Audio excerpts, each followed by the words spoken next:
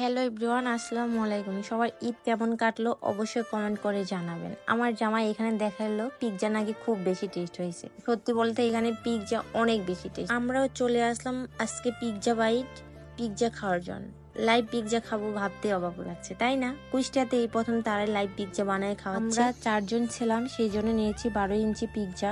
তো এইখানে pizza ready হচ্ছে। প্রথমে সস দিয়ে সুন্দর করে ডিজাইন করে নিচ্ছে। আমার কাছে দেখতে খুব বেশি ভালো। পিৎজা বানানো দেখে আমার জামাই বলছে কখন রেডি হবে আর কখন খাও। আমার জামাই পিৎজা খাবে, সেই জন্য আর দাঁড়ায় থাকতে পারছে না, তাই বলছে আর একটু দাঁড়াও, এখনই পিৎজা হয়ে যাবে। সস দেওয়ার পরে তারপর দিয়ে দিল এখানে চিজ দেওয়ার পরে এটা আর দেখতে আরো বেশি সুন্দর লাগতেছিল। তারপরে এখানে দিয়ে দিল চিকেন গুলো অনেক বেশি সুন্দর ছিল। চিকেন গুলো দেওয়ার পরে পিৎজাটা আসলে অনেক বেশি সুন্দর লাগতেছিল।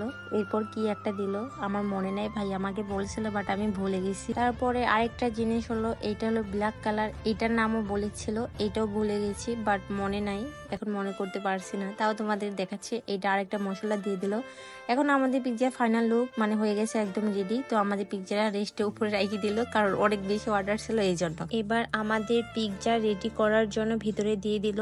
আমাদের পিৎজা অলরেডি রেডি হয়ে গেছে। দেখো মাশাআল্লাহ অনেক বেশি দেখতে যেরকম লোভনীয়, খেতেও কিন্তু মাশাআল্লাহ অনেক বেশি ভালো। ভাইয়াদের পিৎজা অনেক বেশি টেস্ট। অবশেষে আমাদের পিৎজা এখন একদম রেডি, এখন কাটিং হবে, তারপরে আমরা খাবো।